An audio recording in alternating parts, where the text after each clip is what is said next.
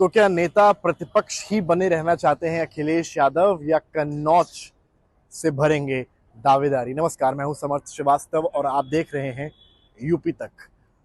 आजमगढ़, बदायूं, मैनपुरी, फिरोजाबाद, लगभग समाजवादी पार्टी के जो गढ़ हैं उनके जो मोटे मोटे वीआईपी सीट्स हैं उनके नामों के ऐलान हो गए हैं, उम्मीदवारों के नाम के ऐलान हो गए हैं कि कौन कहां से ये चुनाव लड़ने वाला है। आजमगढ़ का इंतजार था 2 दिन पहले, उसको भी बता दिया गया कि धर्मेंद्र यादव को वहां से चुनाव मैदान में उतारा जाएगा। चर्चा हालांकि अखिलेश यादव की बहुत थी और बदायूं से पहले शिवपाल यादव की भी बहुत थी, लेकिन इन सारे ही कयासों पर पार्टी ने पूर्ण विराम लगाया है और धर्मेंद्र यादव को वहां से प्रत्याशी यानी कि उम्मीदवार बना दिया है। अब मैनपुरी में डिंपल यादव तय हो चुकी हैं, फिरोजाबाद से रामगोपाल के बेटे अक्षय यादव हैं और जो अन्य सीटें हैं बदायूं, वहां से शिवपाल सिंह यादव को टिकट दिया गया है। खुशी से नहीं, पर जैसे भी शिवपाल पहुंचे हैं, कैंपेनिंग बदायूं से करते नजर आ रहे हैं। लेकिन सबसे ज्यादा चर्चा अगर किसी सीट की इस वक्त है और किसी सवाल की इस वक्त है यूपी की राजनीतिक गलियारों में, वो 2 सवाल है। नंबर 1, कन्नौज से कौन लड़ेगा? नंबर 2, क्या अखिलेश यादव लोकसभा का चुनाव लड़ेंगे? हालांकि अखिलेश यादव कई मौकों पर ये कहते नजर आए हैं कि चुनाव तो होता ही लड़ने के लिए है, इसका इंतजार करते हैं, तैयारी होती है, तो चुनाव लड़ेंगे, क्यों नहीं लड़ेंगे। लेकिन एक पार्टी का खेमा ये भी समझ रहा है, सोच रहा है कि अखिलेश यादव अगर कन्नौज से चुनाव लड़ेंगे और लोकसभा में जाएंगे तो विधानसभा का क्या होगा? मुख्यमंत्री योगी आदित्यनाथ को जवाब कौन देगा? विधानसभा में 100+ जो एमएलएज हैं उनका नेतृत्व करता कौन नजर आएगा अगर अखिलेश यादव कन्नौज से लड़कर वहां जीत कर दिल्ली जाएंगे यानी कि लोकसभा जाएंगे। पार्टी का खेमा यही मानता है कि मैनपुरी से जिस तरह से डिंपल यादव पार्टी का चेहरा बनी है लोकसभा में, वो अखिलेश यादव को ही रिप्रेजेंट करती हैं।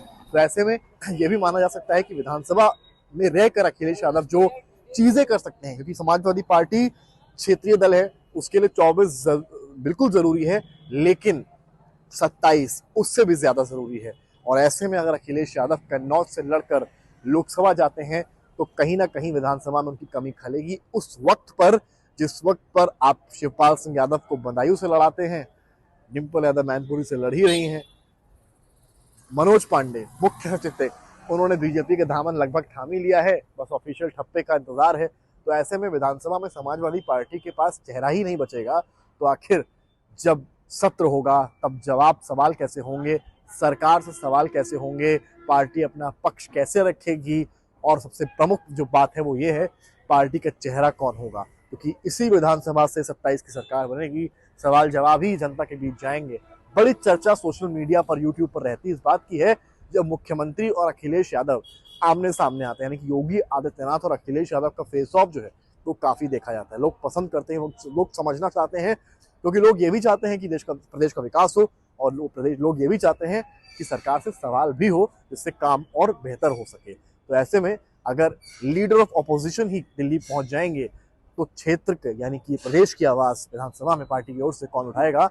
जिस वक्त में बदायूं से शिवपाल सिंह यादव लड़ रहे हैं, और माना जाए अगर शिवपाल यादव भी बदायूं से जीत जाते हैं, डिंपल यादव भी मैनपुरी से जीत जाती हैं और अखिलेश यादव भी जीत जाते हैं कन्नौज से, तो पूरा का पूरा यादव खेमा, यादव परिवार पहुंच जाएगा लोकसभा और हो जाएगा विधानसभा खाली। इसको लेकर तमाम जो वरिष्ठ पार्टी के नेता हैं वो चर्चा कर रहे हैं, सोच विचार कर रहे हैं। हालांकि अभी पार्टी की ओर से कुछ भी ऑफिशियल कंफर्मेशन नहीं दी गई है। नंबर 1 कि वो चुनाव अखिलेश यादव कन्नौज से ही लड़ेंगे, नंबर 2 कि अखिलेश यादव चुनाव लड़ेंगे या नहीं लड़ेंगे।